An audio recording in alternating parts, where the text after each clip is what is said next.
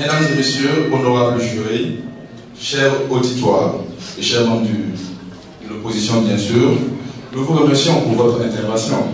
Mais, comme ma collègue vient de l'affirmer, une privatisation de l'enseignement supérieur au Maroc est inéluctable. Au Maroc, il existe trois grandes catégories d'établissements.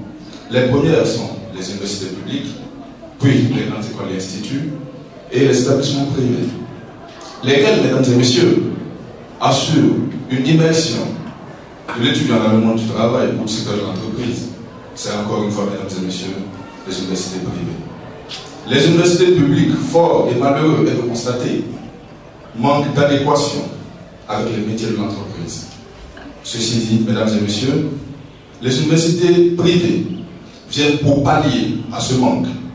Les universités privées ont les moyens disponibles et nécessaires, ainsi qu'un réseau relationnel assez solide pour pouvoir assurer cette mission de l'éducation. Aussi, mesdames et messieurs, je voudrais revenir par rapport à vous pour vous demander de contextualiser le débat. Vous parlez des États-Unis, puis vous revenez sur le Maroc. Nous ne savons pas où vous vous placez. Mais je veux vous dire que la privatisation n'est pas sa définition elle-même, est encore celle, d'une part, de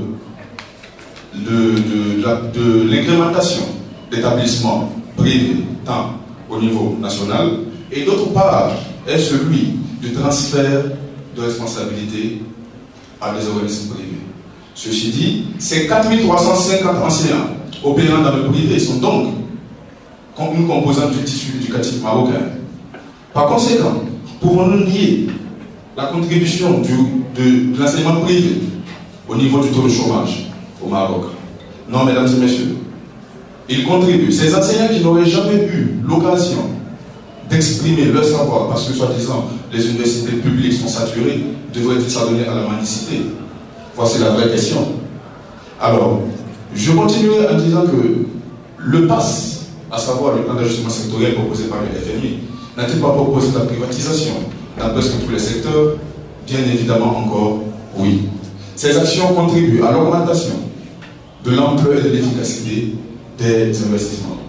Alors, mesdames et messieurs, le secteur privé ne saurait être incrémenté que par l'adoption d'un cadre plus concurrentiel. Je finirai mon allocution en répondant à votre question par rapport à l'inégalité. Vous dites que si nous privatisons nos établissements, il y aura plus d'inégalité.